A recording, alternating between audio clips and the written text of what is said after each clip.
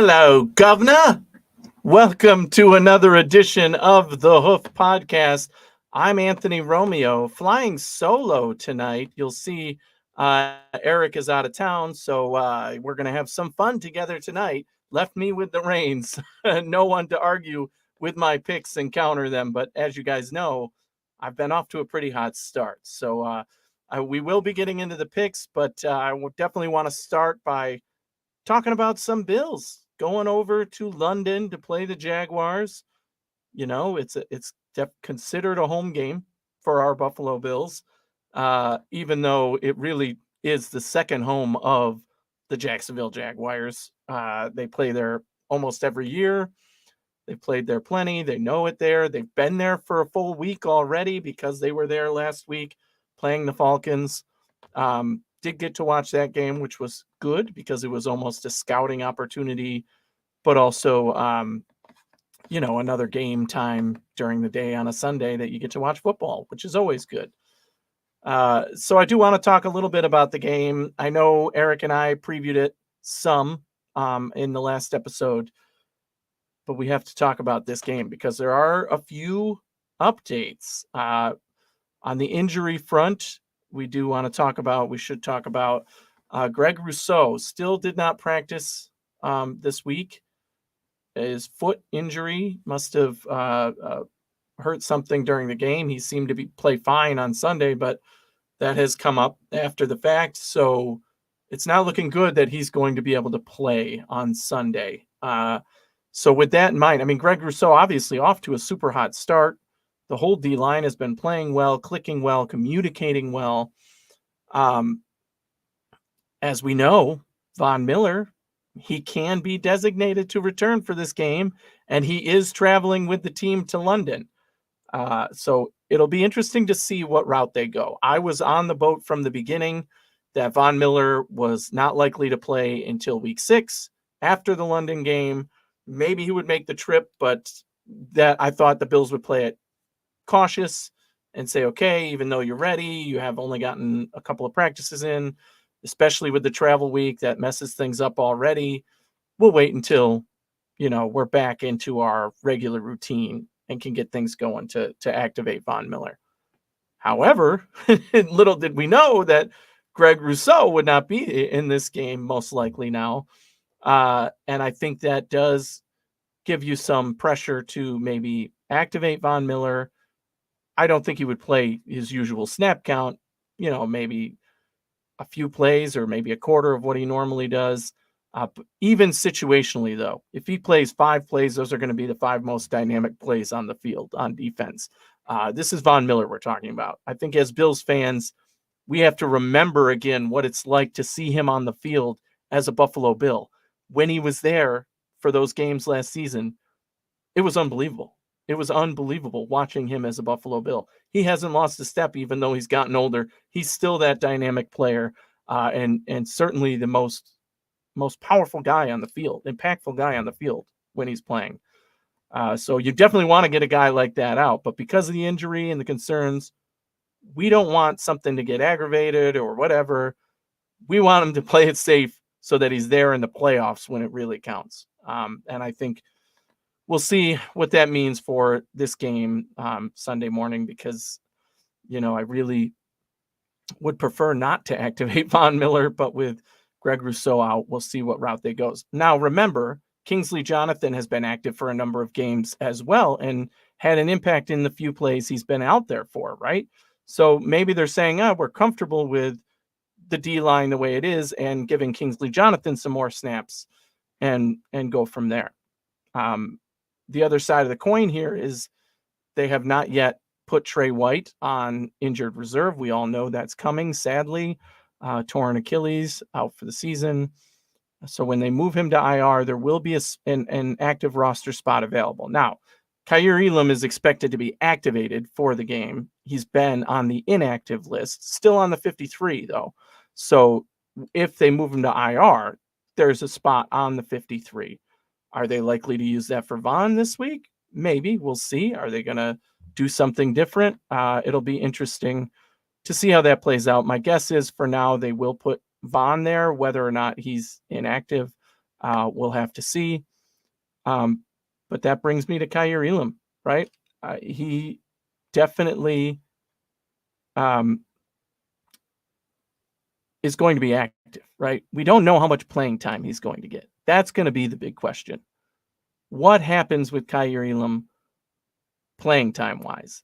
He has to be active because if one of the two starters now goes down, who are you going to put in? It's going to be Kaiir Elam, and he's going to spell them when they need a break as well.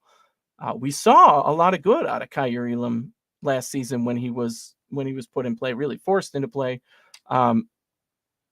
But obviously McDermott and squad was not happy with the growth or development he's shown enough to activate him and say, you beat out Dane Jackson for the number 2 role, or, you beat out Benford. I mean, Benford was playing really well. I think it was, even at the beginning of camp, there was a feeling that Benford was kind of solidifying his role, but he didn't beat Dane Jackson for the backup. So now it's likely going to be those two on the field, Dane Jackson, Christian Benford, and Kaiir Elam as the third. But I'm hoping the best case scenario here is that it lights a fire in his belly and he says, you know what, I'm getting my opportunity and now I'm going to make the most of it and show them that they should have been starting me all along. So ideally, that's what we get out of a guy like Kaiir Elam. He's coming in. He hasn't played all season. He hasn't been active all season. He, has presumably been involved with the coaches and everything, trying to learn more. He's only a second-year player, so the expectations aren't through the roof. He is a first-round pick, so he has the talent. I don't think anybody's out here saying, well, he's not good enough, whatever. He has talent to play the cornerback position. That's why he was a first-round pick. And it takes a while for some guys to adapt to the NFL. He had a few penalties last year that, you definitely don't want to see. And I think McDermott, that's another reason why they're like, you know what, you got to sit and learn and not make those mistakes because they can cost you a game. So it'll be good to see him out on the field again and padded up, and interesting to see how many snaps he actually gets. But how impactful will that ultimately be on the game? I don't know. We'll see if the Jaguars decide to attack our cornerbacks, knowing that Trey White is not playing in this game. I think that's a great idea. Please throw it to our backfield, right? Those guys, I have confidence that they're going to be able to hold it down, right? They're never going to shut a team out, but they're, meaning catch-wise and yardage-wise, they might actually shut a team out and get 0 points. But those that are backfield, the safeties, the cornerbacks, even the linebackers in coverage, that is the strength of this team, and the D-line, right? So the defense in general, sure, but the confidence of the coverage is there, right? So the more they try to target and throw, I think the more that benefits the Buffalo Bills. The more our defenders are going to get their hands in it and make plays on the ball and be good in coverage, right? That's why our safeties and our cornerbacks, they can intercept the ball, make big plays when it counts. And that brings me to the Jacksonville Jaguars. They've been an interesting team this year because we all know preseason, I picked them to be the number 1 seed in the AFC. So you think, why would you pick them to be the number 1 seed? It wasn't because I thought they were the best team. It was because their schedule is pretty soft. Their division is pretty soft. They're a good team, don't get me wrong. But I think they're maybe, the 4th or 5th, if at best, in the AFC. So I had high expectations for this team coming in. They made the playoffs. They showed they're there. Now all they need to do is continue their ways, right? If anything, they added pieces. The Kelvin Ridley looked really good in the first game. We'll get to him in a minute. But I've been somewhat disappointed in what Jacksonville has brought to the table. Their leadership seems to be missing, right? They I don't know if it's because they got big-headed and now they're like, oh, we're good enough to beat these teams, and they come out and lay an egg a couple of weeks, right? They're not as good as forecast so far. at the beginning of the season, I also had the Bills winning 13 games this season. And one of the losses that I said was likely was this game. Not because I thought the Jags have a better roster up and down than the Buffalo Bills. Absolutely not. Very few positions I would say they have an advantage, if any. However, going to London, them being there a week, them knowing how to play there, all advantage to the Jags and disadvantage to the Bills. The Bills are really clicking right now. I hope they can carry that into London. But the Jags, it's basically their home turf. So preseason, I thought that might be the case. I watched the full game last week of the Jags. It was the first game I've seen their full game. I've definitely seen a lot of bits and pieces along the way. But they were clearly playing an inferior team in the Falcons. Their offense has been dead. Really, Desmond Ridder hasn't been able to get it going. But the Jags did not capitalize in a lot of ways against the Falcons in that game. And, although they made big plays here and there was the whole game I watched from start to finish. I said, that's not going to fly against the Buffalo Bills. You aren't going to be able to do that against the Buffalo Bills. You're not going to, have 5 seconds in the pocket and find an open receiver downfield. It's not going to happen. So these guys, they better be ready. I don't think the Jaguars quite know what's coming to them, right? What opponents have they faced yet this year? They did face, the Chiefs, and they lost that game 17-9. They lost to the Texans in embarrassing fashion. We know that as well. And they've been giving up some significant points this season. And the Buffalo Bills are the second leading scoring team. And the only reason they're not number one is because the Dolphins put up 70 in a week. So it's a mismatch for the Jaguars, both on paper, but on film, watching the games. I don't know. Watching that game, I couldn't quite figure out what is it that the Jaguars are missing. Why are they falling behind? They don't seem to be playing to the best of their ability at all. Their run game, look, a lot of people love Travis Etienne. I have not been a fan. I did not want him at all in Buffalo. That's well documented.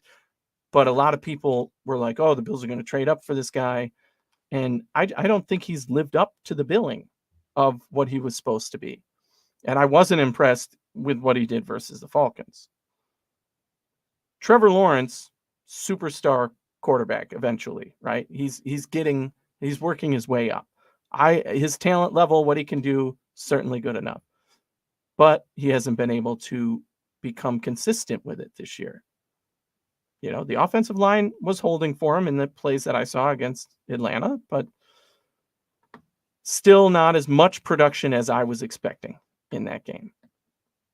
So they run the ball. Okay, right. Yeah, they're pretty good. And Travis Etienne is certainly capable of busting out for a big run, as we've seen the Buffalo Bills be prone to this season and in previous years as well. And they have certainly have very good passing weapons with Calvin Ridley, the speedster, and a guy like Christian Kirk. So you have the pieces in place, but it's not quite clicking to that level. Again, I think that's advantage Buffalo. I hope this isn't the game that they start to put it together and all of a sudden we see this very dynamic, balanced offense. Coming off that Falcons game, I was hoping again, I said this last week with Miami, they came in feeling good. They came in feeling, so we scored 70, we're going to win the division, blah, blah, blah, and they got stomped. This could very well be setting up for the Jaguars to feel the same way. Not that they are as hyped about playing the Bills. This game isn't as important as Miami to Buffalo. But they just beat the Falcons. They're feeling good. They're like, yeah, we're doing well. And maybe they come in a little bit confident and the Bills put them in their place. I like coming from that position as the Buffalo Bills. Let them feel good about where they are right now. And then let them realize that this defense is no joke. That defensive line is coming, that those guys in coverage are there covering, doing their job very well. and that there's not going to be a lot of easy throws or easy passes. That's what I saw versus Atlanta. Guys were wide open. Guys were making mistakes on defense. And, again, that's not going to fly with a very experienced Buffalo Bills team. Very good at communicating Buffalo Bills team. Very good at making reads Buffalo Bills team. Very good at getting pressure, right? A lot of that was missing from the Falcons in that game. So we'll see what the Jags are going to be able to produce. My prediction right now is that it's going to be a difficult day for them against this Bills defense. Again, just where they're coming from at this point, I'm not sure what their X factor is. Now, their offensive line did get a little bit of a boost, right, with Cam Robinson coming back. So their line gets a little bit better. And I already mentioned that Greg Rousseau is out, so maybe that gives them a little bit more time on the line. Now, we all know at up the middle, Ed Oliver has been playing great next to Daquan Jones, who's been finally getting some love for what he's doing, generating pressures, getting to the quarterback, forcing bad plays. That might be where to target them. Now that they've got, we don't know what Cam Robinson's going to look like coming back this week. But presumably you would, on paper, at least see that as a pretty big upgrade for them.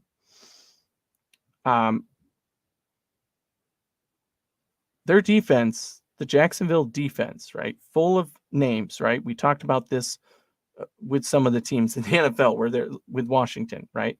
They had all the names, all these first round picks. You've got Trayvon Walker. They also have some injuries, right? On the defensive side. Their linebacker is likely Devin Lloyd not going to be there, right? So we'll see. I don't know who the actual fill-in for him is, if it's Muma or somebody else that they're going to start there. Zay Jones has been dealing with an injury. He's been a pretty dynamic number 3 wide receiver for them. But really, it's about those top 2 receivers, right? Calvin Ridley and Christian Kirk. Christian Kirk was his go-to last year. Now with Calvin Ridley, that only allows for more opportunities for the 2 of them. And we already talked about Travis Etienne, who's certainly capable. Now, I don't fear him, but he's certainly capable of making one of those big plays. But on defense, again, versus the Falcons, did they generate pressure? Sure. Did I think that was going to translate to the Bills? No. I think our offensive line is playing at a high level, and there wasn't a lot to fear beyond their version of Josh Allen, right? So Josh Allen versus Josh Allen, round 2, 3, round again. Let's say it that way. Because their Josh Allen, got the best of our Josh Allen in the last matchup that where the Jags won that game. I think it was 9-6 final. Horrible game all around. But they did get the best of us. So maybe there's a little chip on our shoulder to get back at them for that loss. But in that game, Josh Allen sacked Josh Allen, got a lot of pressure on him, was really doing his job. And of all the guys on the defense, he's the one to fear and the one to plan for. They move him around. He's able to burst through lines, even if you double team him sometimes. I'm thinking that'll be the approach. Again, they've handled some good defensive lines already this year. Spencer Brown has really stepped up. If you ask somebody at the beginning of the year about the offensive line, most of us would have said Spencer Brown is the biggest.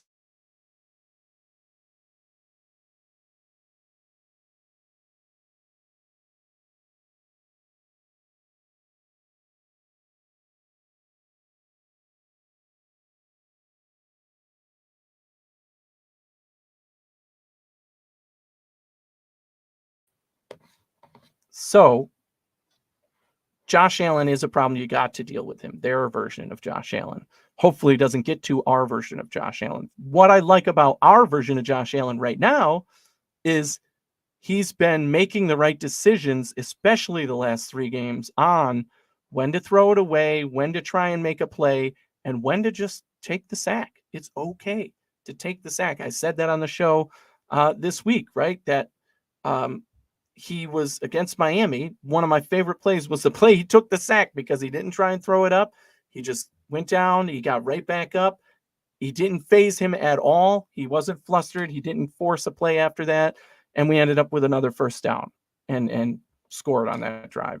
So that was a great play by Josh Allen just to take the sack. He might have to do that in this game. Hopefully they don't get the chance to. I do think the way our offense is playing, that we're going to be able to pass the ball pretty well in this game. I know the run game, and that's going to open things up for the run game. There might be some screen plays, right, to Cook and others that will allow for chunk yardage. That's what they've been doing. I love one of my favorite plays this year that's been effective is going to the tight ends in short yardage, because both Dawson Knox and Dalton Kincaid have been grinded out like 8 yards when you throw it to them for 2 yards, right? The yards after catch, the contact, the bursting up has really been there for those two guys, and really a number of other guys as well. And the more you get involved, the more people you get involved, the better that offense is going to be. The defense doesn't know who to cover. Somebody's always going to be open, and Josh Allen has been really super efficient at finding the open guy, right? His completion percentage is off the charts right now. It's like 84%, 87% in the last 2 games. That is phenomenal. That is, beyond compare for sure. And if he can keep that going, then the Jaguars are going to find themselves behind very quickly, I think. So my final score prediction for the Bills versus the Jaguars, technically it's Jaguars at Bills in London. I think the Bills are going to put on another show. 31-9 is my final score prediction. I do not have confidence in the Jaguars offense right now. And the way the Bills are playing, as long as that carries over time zone wise to London, they've been showing up. Sean McDermott's game plan has been effective in every single game this year. Now, I know you're going to say, well, they lost to the Jets week 1. That was not game plan fault, right? That was Josh Allen's sole fault. Now, I expect fully that will be the case this week as well. McDermott has had his guys ready, has made the right calls. He took control of the defense. That's looked very effective. The offense is clicking on all cylinders. The game plan has been effective. So no reason to change that. Keep it going smoothly, right? Let's keep it rolling into Jacksonville. 31-9 Buffalo Bills.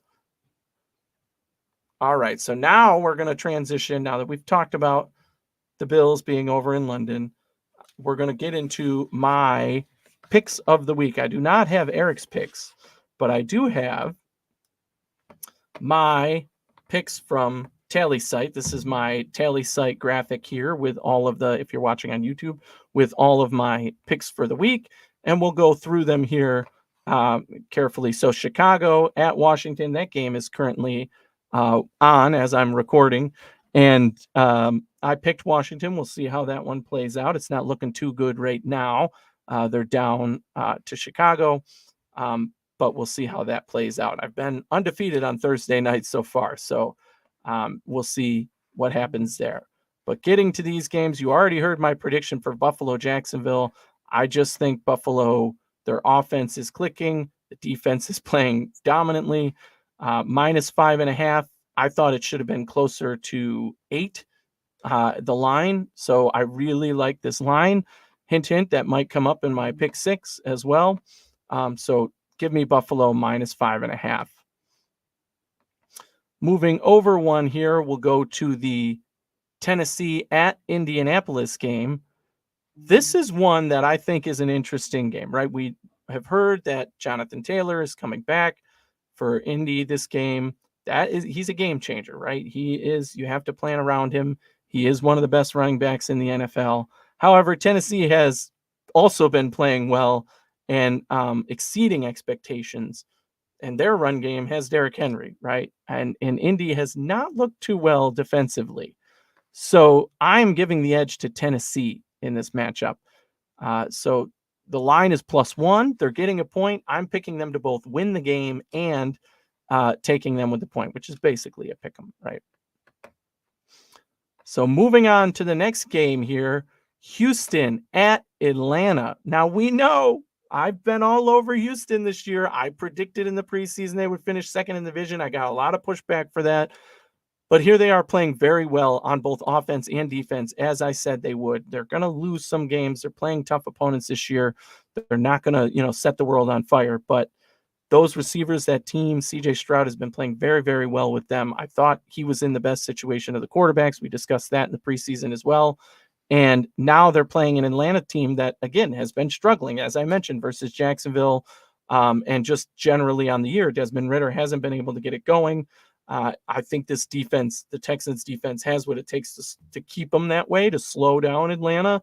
And Texans are getting 2 points. Now, this game's in Atlanta, so usually a home team gets, a 3-point advantage. They're only getting 2 here. So give me Houston +2. Really, really like this game as well. As you know, I've been on Houston a lot. So moving on over, we've got Carolina at Detroit. Detroit is -9 in this game. Carolina has kind of stalled on offense a little bit. Their defense has given up a lot of points, and the Lions are probably one of the hottest teams in the NFL right now. And there was a lot of hype for them coming into the season. They've been playing very well of late. 9 points is a lot, but I think that the Lions playing at home want to make a statement that, yes, we're here to stay. Yes, we're in it to win this division. So give me Detroit -9. I think Carolina could score a few points. We've seen Detroit give up some touchdowns, and Carolina's been getting the wide receivers involved a little bit there. So I expect some points to be scored, but I'll take Detroit -9 in this one.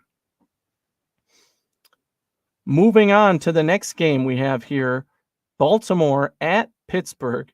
Pittsburgh getting embarrassed last week. And now I think that Baltimore is finally trending upward, right? We knew that it would take a little while to see this offense click a little bit. New philosophy there, really. But Pittsburgh, I mean, again, they have the defense. We know what to expect from them. That pass rush, that defense is always going to be there as long as TJ Watt is healthy, right? That team is something to plan for on defense. You know what to expect from them, but their offense is absolutely stagnant, right? Najee Harris, another one that people thought was going to go to Buffalo that I didn't want, has looked terrible this year, has not been able to produce much at all when he touches the ball. And, their quarterback was very hyped coming into the season, and their wide receivers as well, their offense, and they haven't been able to put the points up. And even if they can in this one, as a division matchup tends to be close, I think Baltimore pulls it off by more than 3.5 points. So give me Baltimore -3.5. Definitely a game that, is always hotly contested.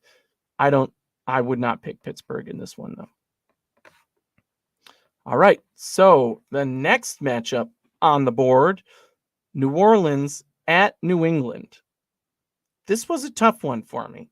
New England has been playing well on defense, right? Even in the blowout loss to Dallas, they didn't lose that big because of their defense. It was because Mac Jones had the worst game of his career versus Dallas, right? Could not throw the ball accurately at all, was getting hit after hit, and throwing the ball in bad places. I think New Orleans needs a bounce back game here. They also came out flat last week, lost to Tampa Bay. Now they're looking for, what I'm waiting for that offense to get going, right? Derek Carr came in. Okay, it's taken you a few games to get your mojo, but now it's put up or shut up time, right? You have got to show that they brought you in for a reason and you are the guy who can make this happen, right? So I'm picking New Orleans +1 against New England in New England. I expect that they're going to be able to get a little bit going here, right? They have Alvin Kamara back. They have a dynamic run game. They have two good wide receivers in Michael Thomas and Chris Olave. At some point, this team has to put it together and start winning games. I think that's this week. Going to the next matchup here, we have the New York Giants traveling to Miami. Both teams coming off a very heartbreaking loss. The Giants on Monday night to Seattle, they looked absolutely embarrassing. Daniel Jones could not stay on his feet. That offensive line was a sieve. I mean, so bad in that game. And Miami, as you know, got crushed by Buffalo, coming in on top of the world, left, feeling bottom of the barrel. But that Miami team is still very dynamic on offense. And the Giants looked anemic on offense, which isn't a good matchup for them. If you're going to win against Miami in Miami, you've got to be able to put up a lot of points. And even if Saquon comes back for this one, I'm not confident that that is going to suddenly translate to an offense that's clicking on all cylinders. Miami, it's a big line. I usually avoid these games, and because of that, it is not in my pick six, but Miami minus 11 at home. I'm taking Miami minus 11. I think that they win by at least 2 touchdowns. They need to make a statement again, coming off that Buffalo loss. They're at home. I think that gives them a big advantage. So Miami minus 11 there. Certainly hope that the Giants could pull it out, but not expecting that at all. That brings us to our next matchup, the Philadelphia Eagles at the LA Rams. This one was a little sneaky for me because the Rams have been playing so well, and we saw that Philly had all they could handle going into overtime with Washington last week. And that's a divisional matchup. As we always say, those are close. But the Rams have been playing well. The Eagles have to travel to LA for this game. The Eagles, to me, are still one of the best teams in football, so I'm picking them to win -4. The Rams, we're not sure yet if Cooper Kupp will be back for this game or if they're going to sit him out one more week. But if they do have Kupp, even without him, that offense has been playing very well. Stafford has been playing well. Puka Nacua coming out, right? That team is capable of scoring points, even against good defenses, and especially if Cooper Kupp comes back. So I'm still taking Philly -4 until otherwise specified that the Rams, get Cooper Kupp back and are able to show it. To me, the Eagles are still one of the best teams in the NFL. Their defense, their offense, they can click on all cylinders at times. And maybe this is their bounce back game. They did win against Washington, but they need to show again that they are capable of being in the conversation for best team in the NFL. So then let's move on to Cincinnati at Arizona. Man, could you ask for a better gift on the schedule for the Cincinnati Bengals? This is a must-win game. There is no doubt about it. You must win this game if you are the Cincinnati Bengals. With that said, I fully expect to see them playing like they know they must win this game, right? So Joe Burrow's going to come out slinging. T. Higgins out for this game. But Jamar Chase is still in there, and as long as he's there, there's going to be dynamic plays to be had.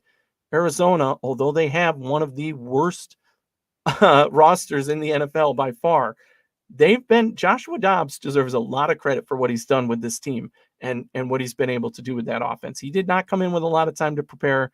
He showed that he deserves a shot with a team for what he's been able to do and produce, and with his legs and decision-making. Smart guy doing a lot of good things there, way more than most of us, including me, expected out of them. However, Cincinnati, again, offensively, defensively, I feel like they are going to come out and give it their best shot because they don't have a choice. If you are going to make the playoffs in the AFC, you need to win this game. You have to make a statement and say, we can beat these inferior teams and start building momentum toward those more difficult games on the schedule. So I'm taking the Cincinnati Bengals -3 in Arizona. But don't count Arizona out, man. They've taken a lead in almost every game they've been in this year. So that brings us to the stinker matchup of the week. The New York Jets at the Denver Broncos. The I'm a better coach than you matchup has suddenly become no one wants to see TV, right? Instead of hyping it up in the preseason, we might have had this one circled to see how it would turn out. Now it's looking like two very underperforming teams coming off a loss. The Jets played very well against Kansas City, but not good enough. And that's ultimately what matters, right? Denver finally got the win. But, certainly the season has still been a disappointment, and they had to come back against the Chicago Bears of all teams. So we'll see how what happens there as well. I'm taking the Denver Broncos -2. I think that they have the better offense, even though they're going up against this tough Jets defense. They can still run it. They can still pass it a little. I think it's going to be a severely low scoring game, but give me the Broncos -2. Take the under there. That's the better bet. All right, moving on to one of my favorite games of the week. We go from worst to one of my favorite games of the weekend. That is Kansas City at Minnesota. The Minnesota Vikings are +5. I've seen that line move a little bit since I've made this graphic and done this actually to higher, +5.5. At home, they're getting 5 points.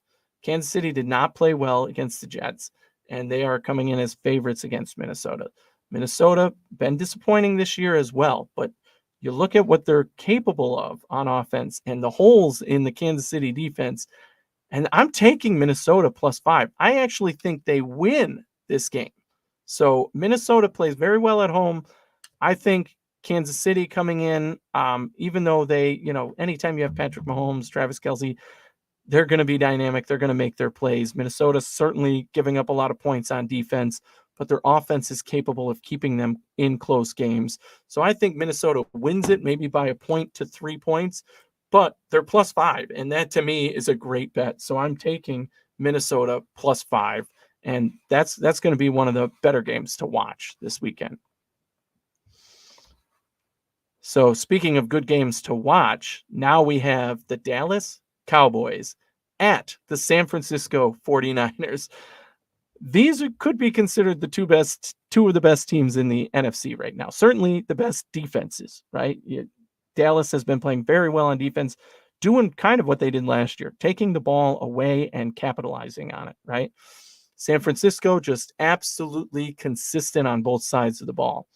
But they have an X factor, and that X factor is Brock freaking Purdy. They have not lost in the regular season with him starting. And obviously, Christian McCaffrey. The run game of Christian McCaffrey, even in the past game, he is the ultimate X factor game changer in any matchup. So I think that he's going to be ultimately the piece to put San Francisco over the edge. Although both of these defenses are very good, I like the matchup of San Francisco's defense against Dallas's offense better than I like Dallas's defense against San Francisco's offense. So what I'm saying is San Francisco, I'm expecting to be able to score points and do their thing. Dallas, I think, is going to be very limited, probably to field goals. So I expect this to be like a 24-9 game for San Francisco. They are a 3.5 point favorite.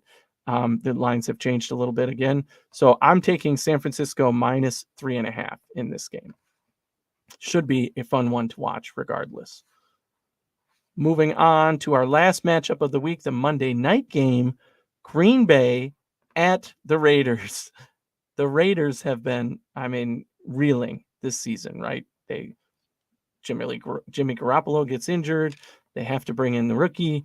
It did not go well for them last week, kind of as expected when in that situation. And Green Bay, inconsistent this year, right? Do they have it on offense? Do they not? 1 week they look amazing. The next week they look lost. They certainly are still looking for consistency. And to me, this is one of those get right games for Green Bay. They're a 1.5 point favorite, and I'm taking Green Bay -1.5. I think they could easily win by a touchdown or more. And the Vegas Raiders, Josh Jacobs has been very disappointing this year, hasn't been able to produce much. They still have Devontae Adams, right? Former Packer, which will be a storyline here. But I just think Green Bay, if they do anything correct, they're going to be able to beat the Raiders on Monday night. So give me Green Bay -1.5 there. You'll see that's it for the slate of matchups for week 5. And that is because they've started bye weeks now, right? So 4 teams on bye this week. I had the list pulled up. Where did it go? 4 teams on bye: Cleveland Browns, Chargers, Seahawks, and Buccaneers. So those are the 4 teams not playing this weekend. The bye week schedule, now that it's an 18-week season, it's so messed up to me, right? You get 4 this week, then there's 2, then there's 6 teams on bye. So limited matchups here to go through, but I will be doing and posting my pick 6 shortly. That'll be up soon. And remember, we'll be live again next week. Wednesday, we'll go over our picks. Thursday, we'll do our preview. We're going to talk Bills as always, but we go around the league and talk about the NFL as a whole as well. So tune in. And as always, thanks for kicking it with us.